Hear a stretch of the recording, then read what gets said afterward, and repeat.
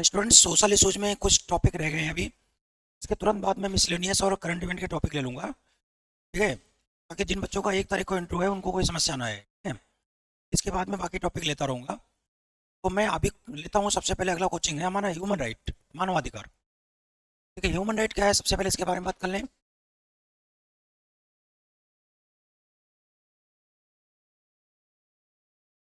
कोई ऐसा टॉपिक जो आप लोग ऐड करना चाहेंगे वो भी आप कर सकते हैं और डिस्कस कर दूंगा। तो ह्यूमन राइट की अगर हम बात करते हैं तो ये क्या होता है कि ग्रुप ऑफ राइट्स होता है।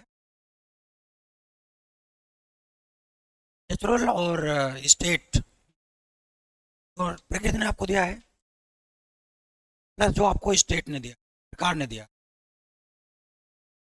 तो group of rights provide by nature and state, राज्य और प्रकृति ने आपको अधिकारों का समूह दिया है, उसको हम ह्यूमन राइट कहते हैं, ठीक है। ह्यूमन राइट क्यों जरूरी होता है, इसका ऑब्जेक्ट क्या है। ह्यूमन राइट क्या होता है कि ओवरऑल, वर्ड यूज करना, ओवरऑल डेवलपमेंट एंड जस्टिस। तो ओवरऑल डेवलपमेंट प्लस जस्टिस, इसके लिए ह्यूमन राइट जरूरी है। यानी अगर एक व्यक्ति को ह्यूमन राइट ना मिले तो उसका डेवलपमेंट और उसके जस्टिस दोनों खतरे में पड़े। यही कारण है कि ह्यूमन राइट को इतना ज़्यादा इंपॉर्टेंस दिया जा रहा है। तो चाहे ऑब्जेक्ट आप बात कर लें, चाहे आप जस्टिस की बात कर लें, मतलब इसके फायदे की बात कर लें। अब ह्यूमन राइट में मैं बात कर लेता हूँ सबसे पहले जो आपको नेचर ने दिया है, फिर जो आपको स्टेट ने दिया है, बात कर लेते हैं।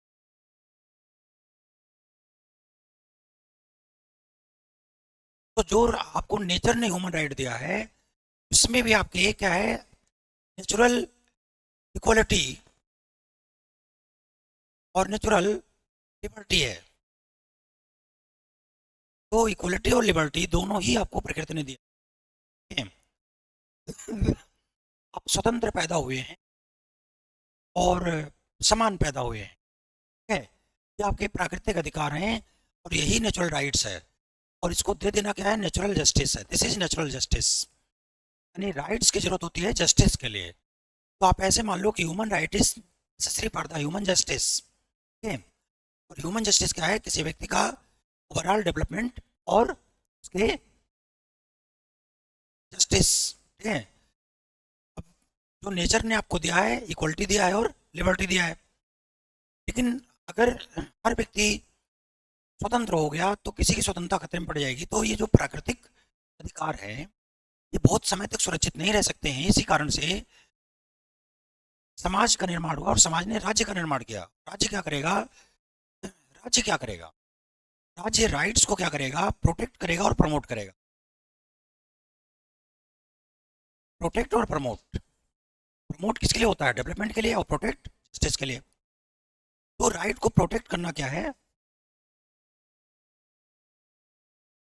प्रोटेक्ट करना क्या है, भारतीय संविधान की अगर हम बात करें तो इसको हम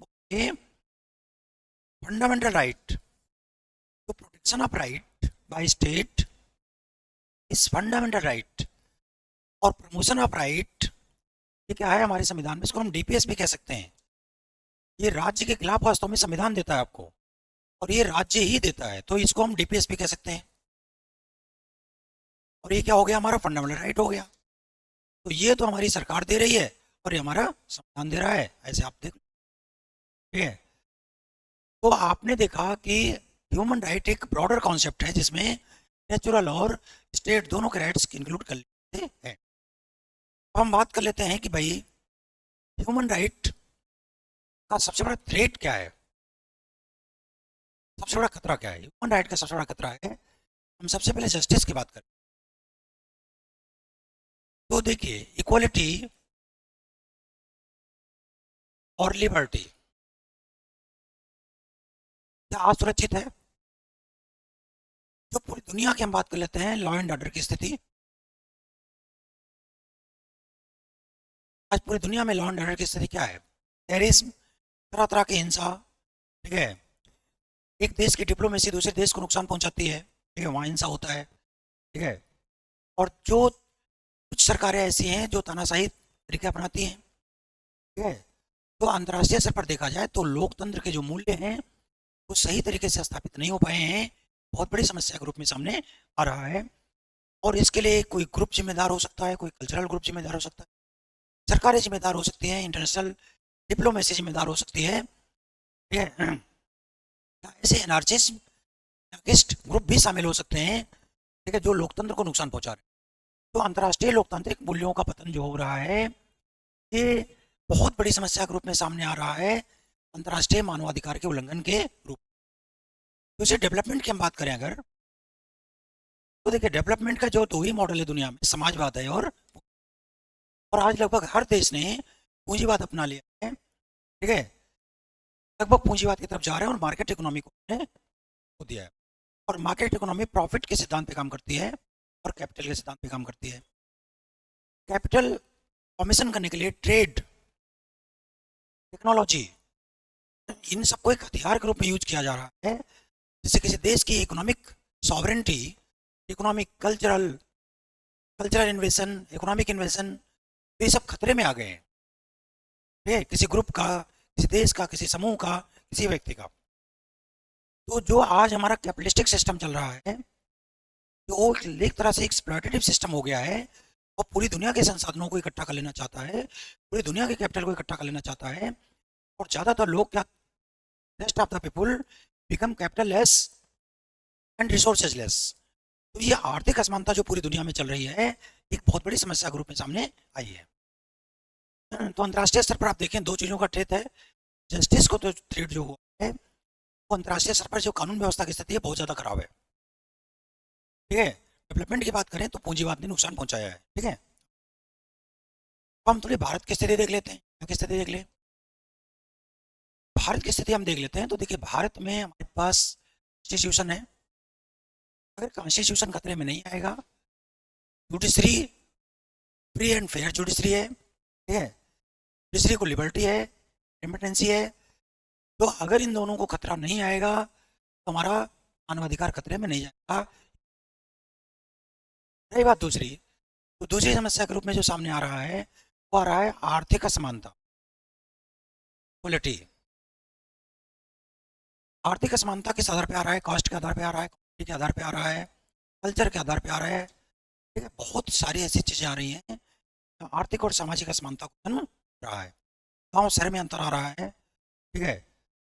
तीसरी जो इम्पोर्टेंट चीज़ आ रही है कि हमारा वेलफेयर स्टेट है, और वेलफेयर स्टेट जो है वो कितने लोगों को third generation human right they रहा है।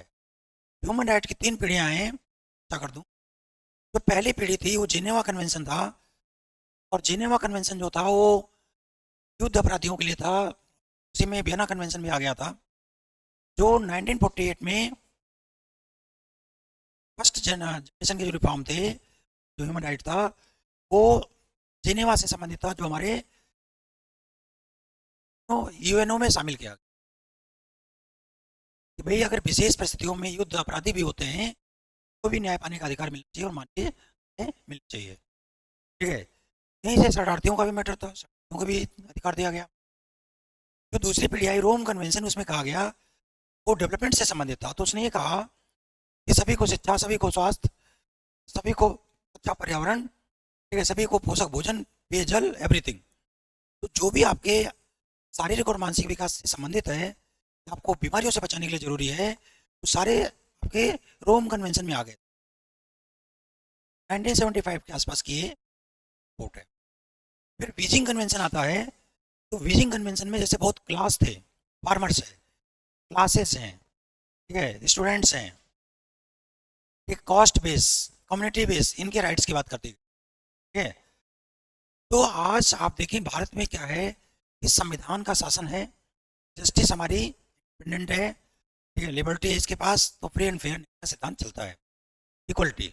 सिद्धांत में तो देखिए वेलफेयर कंट्री की बात करते हैं, इसलिए हमने कहीं कहीं right to education, right to health, right to food, हर चीज़ देने का प्रयास किया है, फिर भी अभी समस्या चल रही है। तो सबसे बड़ी बात यह है कि क्या हम लोग वेलफेयर स्टेट पर काम कर रहे हैं, क्या हम सबको सब कुछ दे पा रहे हैं, ठीक है, क्या असमानता खत्म कर दी है हमने, ठीक है, किसी आधार पर शोषण नहीं हो रहा है, क्या संविधान का शासन चल रहा है, ठीक है, क्या सरकारी करप्शन नहीं कर रही है, ठीक है, क्या न्याय सही तरीके से हो रहा है, क्या जातीय संघर्ष, क्षेत्रीय संघर्ष, राजनीतिक संघर्ष, सांस्कृतिक संघर्ष, ये सब हो रहे हैं कि नहीं हो रहे हैं। तो ये बहुत इंपॉर्टेंट चीज़ है, ये बता देना कि सर सिद्धांत में तो अर्थ में सब कुछ अच्छा है, लेकिन व्यवहार में देखा जाए तो मानवाधिकार का ठीक जवाब। अब मानवाधिकार जो है, इसके लिए जैसा कि हमने बताया कि 3 कन्वेंशन आए हैं। आज संयुक्त राष्ट्र संघ के चार्टर में भी मानवाधिकार को रखा गया है। कितना इंपॉर्टेंस विषय है ये, ठीक है। मानवाधिकार को अंतर्राष्ट्रीय स्तर पर कैसे, इसमें आत्मनिर्भर और मानवाधिकार दोनों है। अधिकार और आत्मनिर्भर, मानवाधिकार का मतलब होता है एक व्यक्ति के अधिकार और आपकी सांस्कृतिक सुरक्षा जो है वो आत्मनिर्भर है। सांस्कृतिक हमला भी रोकेगा, सांस्कृतिक हमला। तो जब हम बात करते हैं तो मानवाधिकारों के सामने मानवाधिकारों को ज़्यादा अच्छा बेहतर करने के लिए क्या किया जाए, तो सबसे बड़ी इंपॉर्टेंट चीज़ है कि गांधीवादी विचारधाराओं का, गांधीयन थॉट, गांधीयन थॉट, जब तक वैचारिक परिवर्तन नहीं आएगा तब तक शोषण खत्म नहीं होगा। रंग भेद, ठीक है, आर्थिक शोषण, सामाजिक शोषण, राजनीतिक शोषण, सांस्कृतिक शोषण, या इस विचारधारा के साथ कि मैं सुपीरियर हूँ, सामने वाला इन्फीरियर, यही मानवाधिकारों के सामने सबसे बड़ा खतरा है। तो गांधीयन विचारधारा से अंतर्राष्ट्रीय स्तर पर राजनीतिक से आर्थिक सामाजिक रूप से मानवीय मूल्यों को मजबूत किया जाए, का प्रचार प्रसार किया जाए, बहुत बड़ी बात है। दूसरी बात, जितने भी इंटरनेशनल कन्वेंशन हैं वो स्ट्रिक्टली लागू किया जाए, और जितने भी शोषण के हथियार आज बने हुए, चाहे टेक्नोलॉजी है, चाहे ट्रेड है, तो जो न्यू कोलोनिज्म है, न्यू इम्पीरियलिज्म है, ठीक है, कूटनीतिक माध्यम से किसी में आतंकवाद को बढ़ावा देना, आर्थिक शोषण करना, कर्जदार बनाना, तो जो वर्तमान घटिया पूंजीवादी व्यवस्था चल रही है, और इस घटिया पूंजीवादी व्यवस्था ने जो आर्थिक शोषण को जन्म दिया है, बाजारों की जो बुराइयां हैं, इन सबको खत्म किया जाए और तीनों पीढ़ियों के मानवाधिकारों को सही तरीके से लागू। ह्यूमन राइट्स भी बीजिंग कन्वेंशन में है, चाइल्ड राइट्स भी उसी में है, ठीक है। अगली इंपॉर्टेंट चीज ये है कि संयुक्त राष्ट्र संघ जो एक अंतर्राष्ट्रीय सरकार है, ठीक है, इस सरकार को इतना मजबूत और संसाधन संपन्न बनाया जाए, सारे देशों को मैंडेटरी कर दिया जाए, इसको हेल्प करे, ताकि अंतर्राष्ट्रीय स्तर पर मानवाधिकार विहीन लोगों की पहचान करके वो सारी सुविधाएं और उनको न्याय का आधार दिया जा सके। ये करेंगे तो ही मानवाधिकार सुरक्षित रहेगा, नहीं तो के सामने। अब हम बात कर लेते हैं ह्यूमन राइट्स के बाद कोचिंग रिलेटेड इशू। देखिए, कोचिंग क्या है? कोचिंग, देखिए भारत में जो है हमारा अच्छी नौकरी पाने का तरीका है या अच्छा करियर बनने का तरीका है, उसमें कंपटीशन बहुत इंपॉर्टेंट है। कंपटीशन, अब जो हमारे एकेडमिक संस्थान हैं वो क्या करते हैं, वो एकेडमिक एजुकेशन देते हैं, एकेडमिक एजुकेशन देते हैं, जबकि हमारी जो कोचिंग संस्थाएं हैं वो कंपटीशन के लिए तैयार करते हैं बच्चों। तो ये तो ऑलमोस्ट सरकार के रेगुलेशन में है, लेकिन कोचिंग ज़्यादातर सरकार के रेगुलेशन में नहीं है। तो अब सरकार के रेगुलेशन में ज़्यादातर नहीं है, तो मुद्दा इनकी फीस का है, इक्वालिटी का है, और प्लस ये जो इनके पास कभी कभी देखा जाता है जो ट्रेंड एचआर ह्यूमन रिसोर्सेज नहीं है। अब रेगुलेशन ना होने से कब प्रॉब्लम आ रही है कि फीस कुछ भी ले लेते हैं, ठीक है, क्वालिटी कैसी भी है आपको नहीं पता लगेगा, और ह्यूमन रिसोर्सेज इनके पास जो टीचर वगैरह होते हैं का भी कोई रेगुलेशन अच्छी तरह से नहीं देगा। अब ऐसी स्थिति में क्या होता है कि जब बच्चों को कंपटीशन के लिए तैयार करते हैं तो कभी कभी ये लोग पॉजिटिव के साथ साथ नेगेटिव अप्रोच भी अपनाते हैं, और जब नेगेटिव अप्रोच अपनाते हैं तो ऐसी स्थिति में बच्चे पर एक मानसिक दबाव बनता है, और वो मानसिक दबाव, उसको लगता है कि अगर हमने कंपटीशन पास नहीं किया तो भविष्य में कुछ नहीं बचेगा। तो इस मानसिक दबाव के साथ, सामाजिक दबाव के साथ बच्चा तैयारी करता है और वो प्रेशराइज होकर के बाद में आत्महत्या की तरफ चला जाता है। क्लियर? अब ये है कि क्या किया जाए। तो देखिए मैं बहुत क्लियर बता रहा हूँ कि जैसे एकेडमी को रेगुलेट किया गया है, वैसे कोचिंग को भी रेगुलेट करने की जरूरत है। कोचिंग को रेगुलेट किया जाए, कोचिंग को टैक्स के दायरे में लाया जाए, इनका फीस स्ट्रक्चर डिसाइड किया जाए, इनकी क्वालिटी को मेंटेन किया जाए, इनके ह्यूमन रिसोर्सेज को मेंटेन किया जाए, ताकि ये क्वालिटी एजुकेशन दे सकें और कंपटीशन की तैयारी क्यों, बिकॉज आज एकेडमी के तुरंत बाद कोचिंग की जरूरत पड़ती है बच्चे को, क्योंकि एकेडमी कंपटीशन की तैयारी नहीं करवाता है। एकेडमी केवल आपको डिग्री देने का काम करता है, और जैसे ही आप डिग्री ले लेते हैं और आपके पास एक बेहतर कैरियर कंपटीशन के माध्यम से आता है, चाहे यूपीएससी हो, चाहे एसएससी हो, चाहे नीट हो, चाहे जेई हो, तो कंपटीशन में जैसे आप आते हैं जैसे आपको एक कोचिंग की जरूरत पड़ती है, और कोचिंग के साथ समस्या है कि ये रेगुलेटेड ना होने की वजह से इसके साथ ये प्रॉब्लम्स आ रही हैं।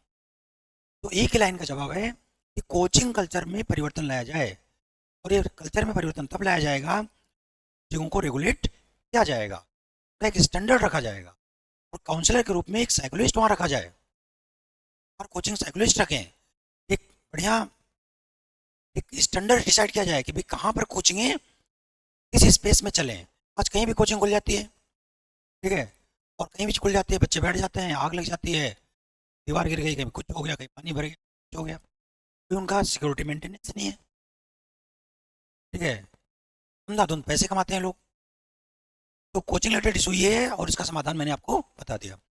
अगला टॉपिक है ड्रग्स। ठीक है, ड्रग्स की हम बात करते हैं। तो ड्रग्स एक बड़ी समस्या के रूप में समाज में आपके सामने एनडीपीएस एक्ट में 1982 में आया, इसमें ड्रग्स को डिफाइन किया गया है। ये साइकोट्रोपिक सब्सटेंस होते हैं, पीएसवाई, साइकोट्रोपिक सब्सटेंस। ऑब्वियस है ये सॉलिड, लिक्विड, गैसेस तीनों फॉर्म में हो सकते हैं। सॉलिड भी हो सकते हैं, लिक्विड भी हो सकते हैं, और गैसेस फॉर्म में भी हो सकते हैं।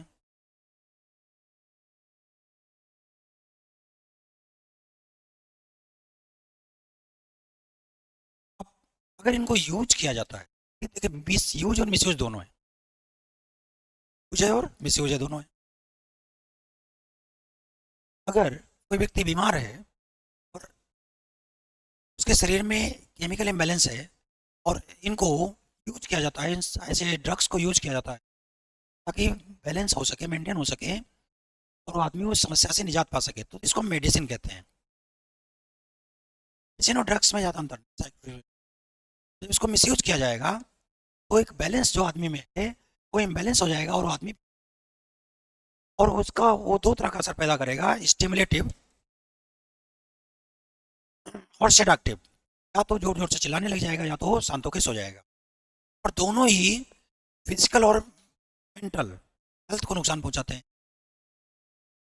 दोनों ही फिजिकल और मेंटल हेल्थ को नुकसान पहुंचाते हैं।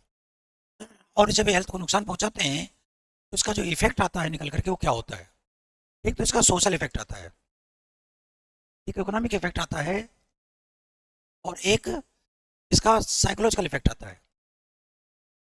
ठीक है, जो सोशल इफेक्ट होता है वो ये होता है कि ऐसा व्यक्ति बीमार हो गया तो अनप्रोडक्टिव हो गया, हमारे वर्क फोर्स का लॉस हुआ, वो अपने बच्चों को जिम्मेदारी नहीं ले सकता, परिवार की जिम्मेदारी ले सकता, समाज की जिम्मेदारी क्या लेगा।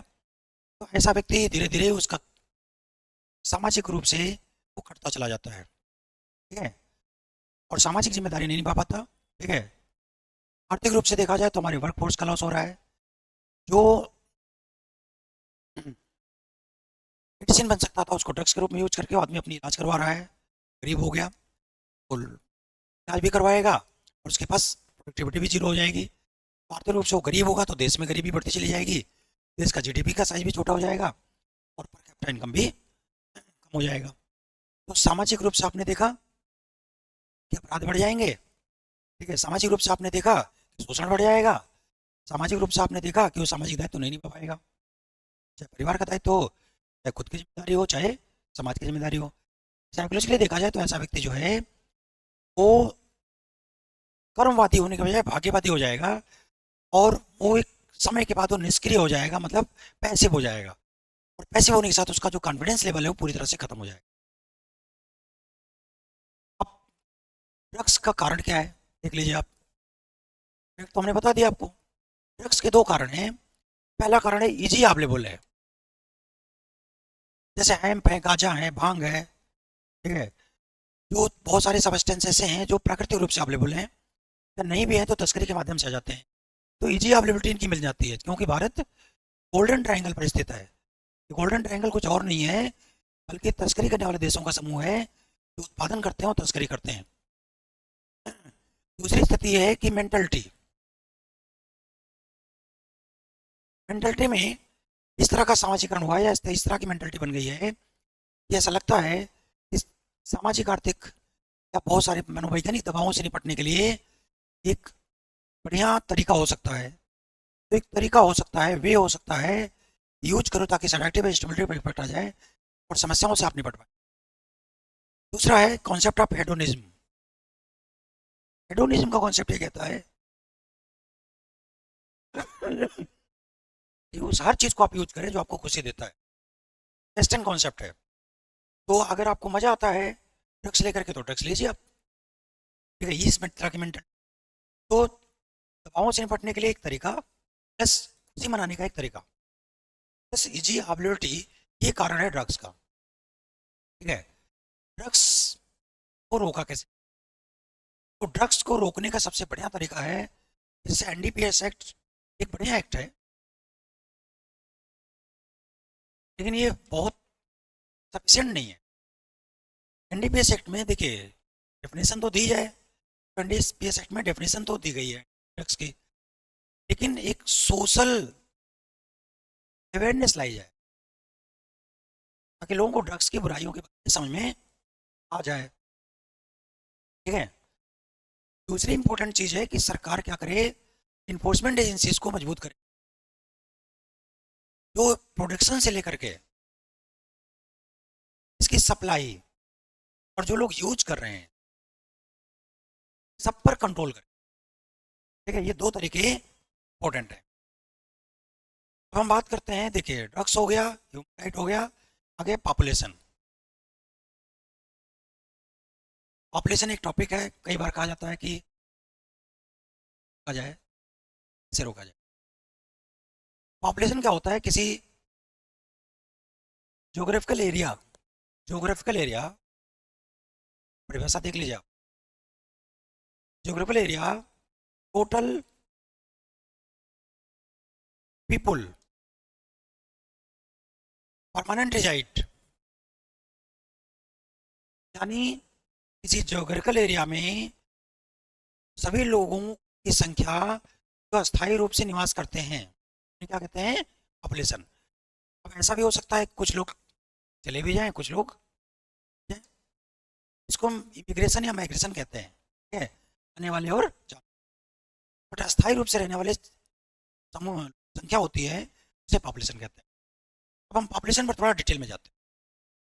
पॉपुलेशन दो तरह का होता है। अगर आर्थिक रूप से देखा जाए तो पॉपुलेशन दो तरह का। एक तो पॉपुलेशन होता है जो डिपेंडेंट होते हैं, एक होता है पॉपुलेशन जो सेल्फ डिपेंडेंट होते हैं। प्रोडक्टिव मान लो इसको, प्रोडक्टिव। डिपेंडेंट पॉपुलेशन हमारे देश में 0 से लेकर 18 साल और 60 से लेकर के से एबव, यानी बच्चों को और बुजुर्गों को डिपेंडेंट पॉपुलेशन कहा जाता है। ये अनप्रोडक्टिव होते हैं, वो प्रोडक्शन में नहीं। जबकि 18 साल से लेकर के 60 साल के जो 17 साल होगा, तो 17 और 60 से ऊपर 61 साल में 18 से 60 जो है ये प्रोडक्टिव पॉपुलेशन है जो उत्पादन में शामिल होती है। हम बात कर लेते हैं कि पॉपुलेशन का एक आइडियल रेशियो क्या होना चाहिए। देखिए कॉन्सेप्ट आता है, देखिए पॉपुलेशन का कॉन्सेप्ट है बैलेंस पॉपुलेशन और इम्बैलेंस पॉपुलेशन। बैलेंस और इम्बैलेंस। देखिए जो इम्बैलेंस पॉपुलेशन होता है दो तरह का होता है, ओवर पॉपुलेशन और एक अंडर पॉपुलेशन। और अंडर ओवर पॉपुलेशन वो पॉपुलेशन होता है कि जहां हमारे जो फिजिकल रिसोर्सेज होते हैं, एरिया है, फिजिकल रिसोर्सेज है, तो फिजिकल रिसोर्सेज से पॉपुलेशन ज़्यादा होती है। यही है आपका जनसंख्या की समस्या और पॉपुलेशन। ठीक है, जैसे हमें 2.5% हमारे पास जो एरिया है वो है, 20% के पास पॉपुलेशन है। वर्ल्ड से अगर तुलना करते हैं तो क्या है, ओवर पॉपुलेटेड है। अंडर पॉपुलेशन होता है तो फिजिकल रिसोर्सेज होता है उससे कम पॉपुलेशन होता है, उसको विकसित करने के लिए पर्याप्त पॉपुलेशन नहीं होता है, उससे कम होता है। जैसे रसिया का पॉपुलेशन, इटली का पॉपुलेशन। तो इम्बैलेंस पॉपुलेशन एक समस्या है, जबकि बैलेंस पॉपुलेशन, इसको ऑप्टिमम पॉपुलेशन कहते हैं। क्या बोलते हैं? ऑप्टिमम जो पॉपुलेशन होता है ये हर देश की इच्छा होती है, क्योंकि यहाँ जो ह्यूमन रिसोर्सेज होता है, पॉपुलेशन जो होता है, सॉरी पॉपुलेशन, वो फिजिकल रिसोर्सेज के रेशियो में होता है, इस रेशियो में होता है। तो फिजिकल रिसोर्सेज और जो आपका पॉपुलेशन है, अगर उसका रेशियो बैलेंस हो रहा है, उतना ही पॉपुलेशन है, इतने पॉपुलेशन को हम खाना खिला सकते हैं और विकास के लिए जरूरी है, तो ये ऑप्टिमम पॉपुलेशन है। और हर देश की पॉपुलेशन पॉलिसी का लक्ष्य ऑप्टिमम पॉपुलेशन भी होता है। इंडिया का भी लक्ष्य ऑप्टिमम पॉपुलेशन। तो इंडिया अभी क्या है सर, इंडिया एक ओवर पॉपुलेशन में जाता है। ठीक है, और ओवर पॉपुलेशन में भी अगर हम देखते हैं तो जो डिपेंडेंट पॉपुलेशन है वो कम है, जो प्रोडक्टिव पॉपुलेशन है वो ज़्यादा है। ठीक है, ये 18 से 60 साल वाले हमारे पास ज़्यादा हैं। इसका मतलब ये है कि हमारे पास ह्यूमन रिसोर्सेज ज़्यादा है। अभी भी दो तरह के हैं, स्किल्ड और अनस्किल्ड। स्किल्ड और अनस्किल्ड। तो जो स्किल्ड लोग हैं, वो ट्रेंड लोग हैं, क्या उनको नौकरियां मिल पा रही हैं? डॉक्टर्स इंजीनियर्स को नौकरियां मिल पा रही है? नहीं। तो स्किल्ड पॉपुलेशन की भी समस्या है, अनएम्प्लॉयमेंट। और अगर अनएम्प्लॉयमेंट होंगे, ठीक है, तो भी क्या होंगे, डिपेंडेंट हो जाएंगे। और अनस्किल्ड की भी समस्या है कि अंडर प्रोटेक्शन, यानी कम से कम प्रोटेक्शन कर रहे हैं लोग। अब जब कम करेंगे तो क्या होंगे, डिपेंडेंट हो जाएंगे ऑलमोस्ट। तो लगभग जो हमारे प्रोडक्टिव पॉपुलेशन है में जो बेरोजगारी की समस्या पाई जा रही है, बेरोजगारी क्या होती है डिफाइन कर दूं मैं, कि जो डिमांड होती है, इकोनॉमी जो डिमांड करती है ह्यूमन रिसोर्सेज की, जो हम सप्लाई करते हैं, अगर डिमांड कम है, सप्लाई ज़्यादा है, तो बचे हुए लोगों को क्या बोलेंगे, बेकार बोलते हैं। ठीक है, वो परिभाषा मैं बाद में इकोनॉमिक्स पढ़ाते हुए बताऊंगा आपको। ठीक है, तो प्रोडक्टिव पॉपुलेशन की सबसे बड़ी समस्या है बेरोजगारी। और बेरोजगारी होने के कारण ये डिपेंडेंट कंडीशन में ऑलमोस्ट पहुंच जाते हैं। तो ह्यूमन रिसोर्सेज का भी लॉस होता है, ब्रेन ड्रेन भी होता है, अच्छे अवसर मिलेंगे वहाँ जाएंगे, प्लस ये डिपेंडेंट हो जाते हैं। और डिपेंडेंट पॉपुलेशन की सबसे बड़ी समस्या है कि जो नेबल लोग हैं, डिसेबल लोग हैं, जिसको बोलते हैं, चाइल्ड की बात करें, हम ओल्ड एज की बात करें, तो इनको राज्य परिवार या जो कमाने वाला परिवार का सदस्य है, इनके सारे राइट्स को फुलफिल करना। कहीं ना कहीं देखा जा रहा है कि जो हमारे वेलफेयर स्कीम है बहुत सारे चलाए जा रहे हैं, लेकिन फिर भी सफिशिएंट नहीं है। चाहे चाइल्ड राइट हो, चाहे ओल्ड एज राइट हो, चाहे डिसेबल्ड राइट हो, ये समस्याएं लगातार बनी। तो पॉपुलेशन भारत में एक समस्या के रूप में सामने आ रहा है। ठीक है, तो हमें करना क्या चाहिए, इसका समाधान क्या है? छोटा छोटा जवाब है बेटा, इंटरव्यू का ये जवाब नहीं। यहाँ क्या करना है, सबसे पहले पॉपुलेशन पॉलिसी। बढ़ने का कारण भी बता, पॉपुलेशन पॉलिसी और human resources policy, human resources development policy और इकोनॉमिक पॉलिसी,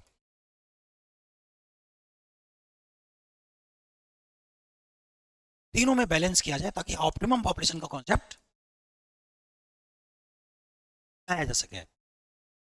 मतलब जो इकोनॉमी में डिमांड है जितनी ह्यूमन रिसोर्सेज की, उतना ही पॉपुलेशन लाए, उनको वेल ट्रेंड किया जाए 100%। तो जीरो अनएम्प्लॉयमेंट होगा, जीरो पॉवर्टी हो जाएगी, यही तो ऑप्टिमम पॉपुलेशन है। इस तरह की पॉलिसी और बैलेंस बनाने की जरूरत है।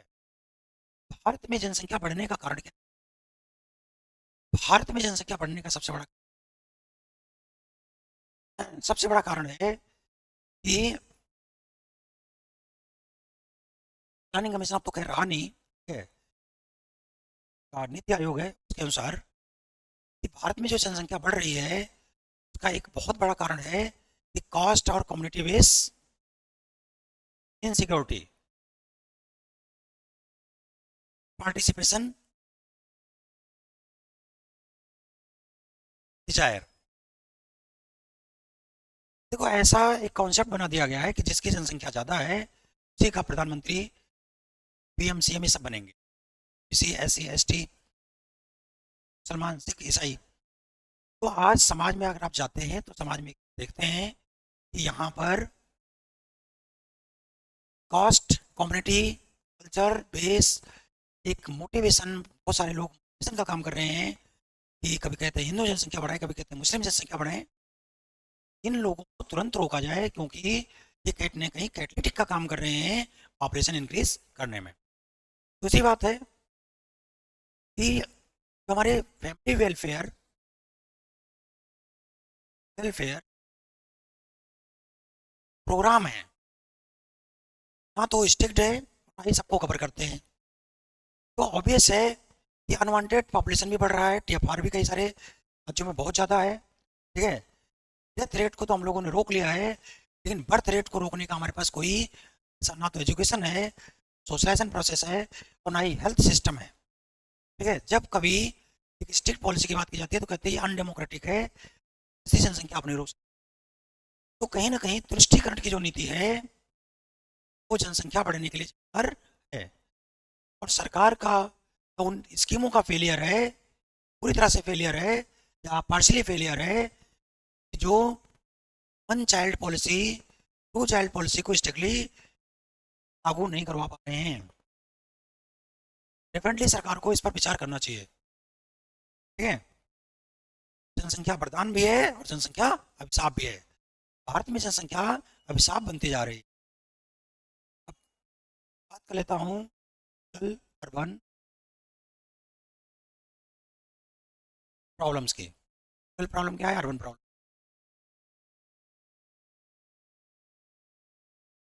मैं सबसे पहले अर्बन की बात करूँ ताकि रूरल समझ में आ जाए। देखिए अर्बन जैसे हमारे भारत में परिभाषा दी गई है अर्बन की, देखिए 74 अमेंडमेंट में अर्बन की परिभाषा दी गई है कि 25,000 से ज़्यादा जनसंख्या वाले एरिया, 1 लाख तक की जनसंख्या वाले एरिया जो ट्रांजिशनल फेज में है, रूरल थे अर्बन में ट्रांसलेट, कम नगर पंचायत बोलेंगे। तरह 1 लाख से 3 लाख की आबादी वाले क्षेत्र जो है वो नगर पालिका होंगे, और 3 लाख से 10 लाख आबादी वाले क्षेत्र है क्या होंगे?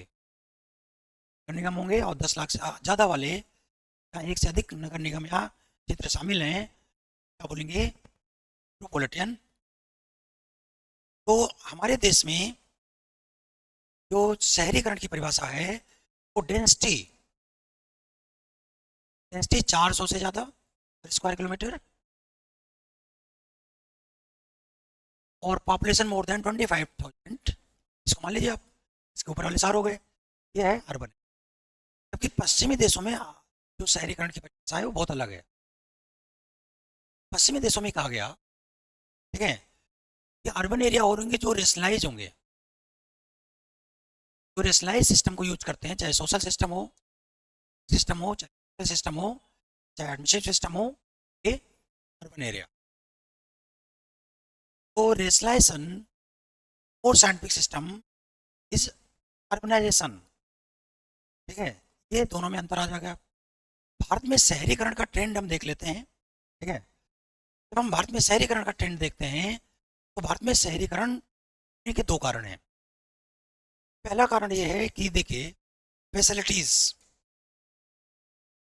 किसी को इंडस्ट्री लगाना है, बिजली चाहिए, पानी चाहिए, इंफ्रास्ट्रक्चर चाहिए, ठीक है। गाँव के गरीब जो अमीर लोग हैं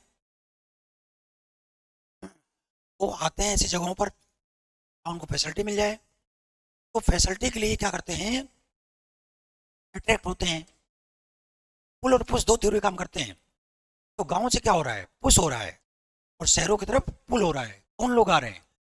तो फैसिलिटी चाहिए, चाहे व्यापार करने के लिए चाहिए, चाहे नौकरी चाहिए, चाहे पढ़ाई चाहिए, एवरीथिंग। बिकॉज गाँव की तुलना में शहरों की जो फैसिलिटी है वो ज़्यादा अच्छी है तुलना।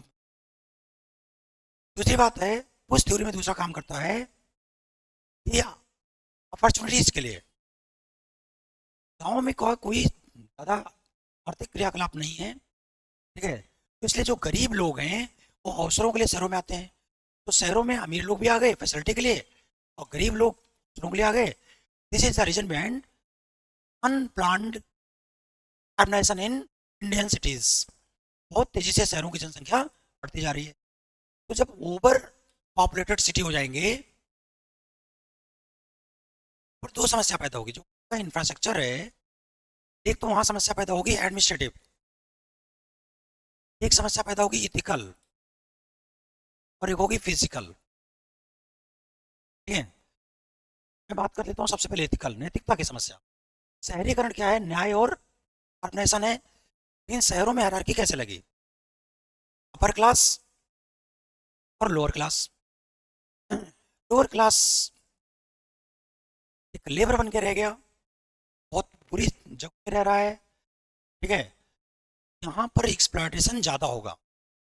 शहरों में क्या हो रहा है कि गांव के जो एक मानवीय मूल्य हैं, परंपरागत मूल्य हैं, वो तो खत्म हो चुके हैं, और शहरों के जो भौतिक मूल्य हैं पूरी तरह से हावी हैं। तो फिजिकल वैल्यूज क्या कर रही है? शहरों में शोषण कर रही है। ठीक है, रेप की घटनाएं देख लीजिए आप। स्वार्थ, एक स्वार्थी लोगों का समूह शहरों में रह रहा है।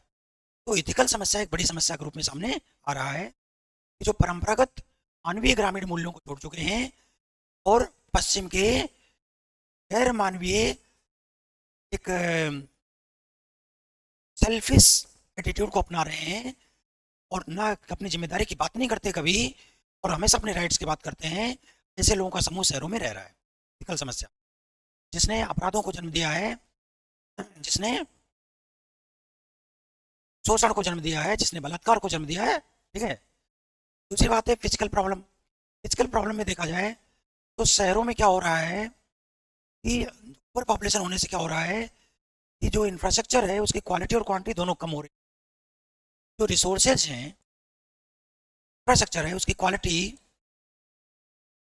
और क्वांटिटी कुछ लोगों को तो मिल ही नहीं पा रहा है, और कुछ लोगों को मिल रहा है तो उस क्वालिटी का नहीं मिल पा। ठीक है, इसकी समस्या आ रही है। अब हम बात करते हैं तीसरी, प्रशासनिक समस्या। प्रशासनिक समस्या में क्या आ रहा है? Law and order, mental problem. ठीक है, और इसके अलावा देखिए शहरों की स्थिति है कि शहरों में मल्टी एजेंसीज काम करते हैं। जो मल्टी एजेंसीज हैं, ठीक है, वो कैसे काम कर रहे हैं?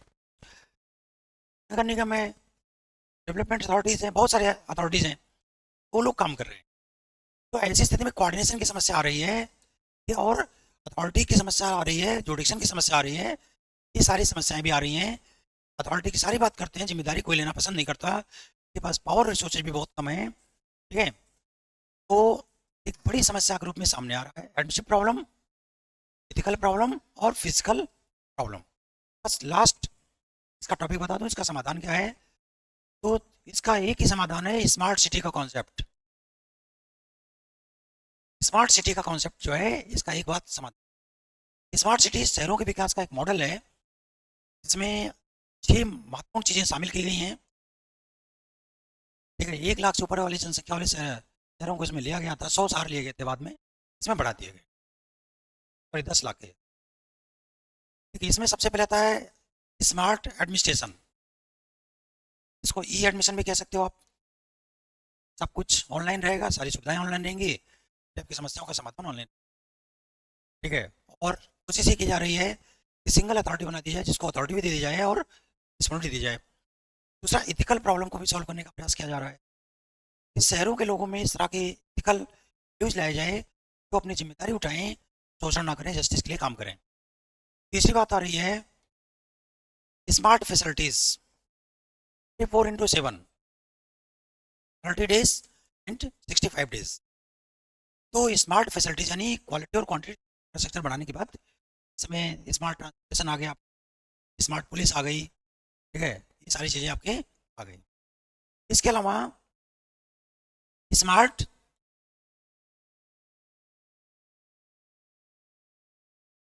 फैसिलिटी के साथ smart police, smart transportation, smart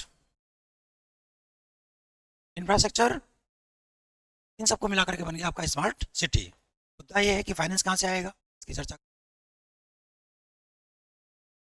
finance की बात अगर हम करें तो इसमें यूजर स्पेस सिस्टम की बात की गई है। यूजर स्पेस सिस्टम का मतलब होता है कि जैसे आपके पास अगर 1 लाख की प्रॉपर्टी शहर में है तो 25% आप वेल्थ टैक्स के रूप में देंगे ताकि शहरों का एक स्मार्ट डेवलपमेंट किया जा सके। तो फंड की समस्या को इस तरह सॉल्व करने का प्रयास किया जा रहा है और स्मार्ट सिटी पर बहुत तेजी से काम किया जा रहा है because this is the solution of problem of the urban areas.